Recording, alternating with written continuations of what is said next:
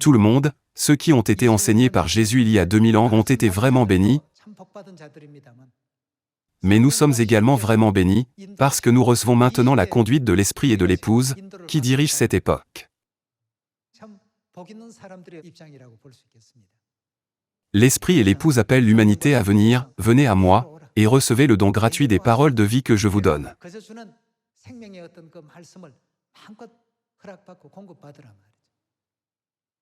Aujourd'hui, nous vivons dans un monde créé par les paroles de Dieu. Par conséquent, le monde est tenu de répondre aux paroles de Dieu, peu importe ce qu'il dit. Si Dieu dit « ça ira bien », et si Dieu dit « tu es béni », tu seras béni. Confirmons cela à travers la Bible. Jetons un œil à l'Évangile selon Luc chapitre 23, verset 42. Et il dit à Jésus, « Souviens-toi de moi, quand tu viendras dans ton règne. » Vous souvenez-vous de l'histoire du brigand à la droite de Jésus?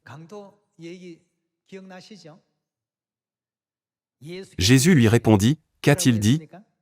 Je te le dis en vérité, aujourd'hui tu seras avec moi dans le paradis. » Le brigand de droite a dû avoir une mauvaise conscience lorsqu'il a fait quelque chose de mal aux autres. Cependant, ce moment était le meilleur jour du brigand. La voix du salut n'est-elle pas la meilleure chose qu'un homme peut entendre dans ce monde optimisé par la parole de Dieu? Aujourd'hui, tu seras avec moi dans le paradis. Dieu lui a donné cette parole lorsqu'il est venu sur cette terre en chair. La terre sur laquelle nous vivons est un monde créé par la parole de Dieu. Par conséquent, afin de vivre la vie la plus optimale sur cette terre, de jouir du bonheur optimal et d'avoir la joie optimale, nous devons toujours obéir à la parole de Dieu.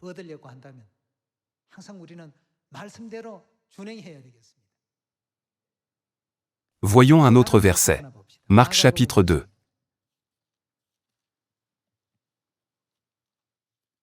Jésus, voyant leur foi, dit au paralytique, « Mon enfant, tes péchés sont pardonnés. » Il y avait là quelques scribes, qui étaient assis, et qui se disaient au-dedans d'eux, « Comment cet homme parle-t-il ainsi? Il blasphème.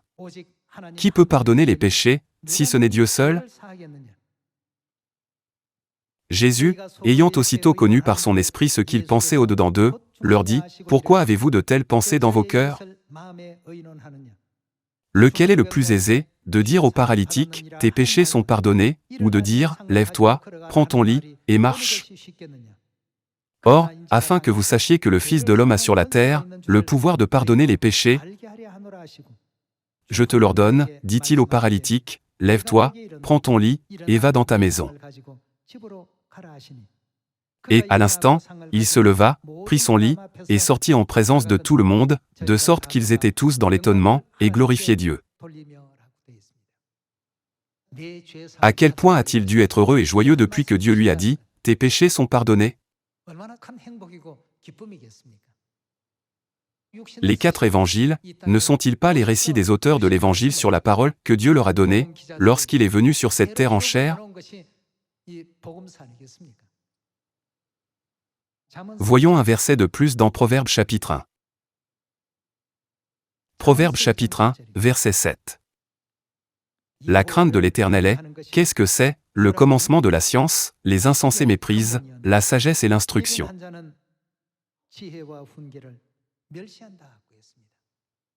La sagesse de Dieu et l'instruction, donnée par la parole de Dieu. Lorsque nous demeurons dans la parole de Dieu, et vivons selon sa parole, nous pouvons dire avec confiance que nous sommes le peuple le plus heureux. C'est parce que Dieu a garanti notre bonheur, dans le présent et dans l'avenir, avec ses paroles de promesse. Merci beaucoup.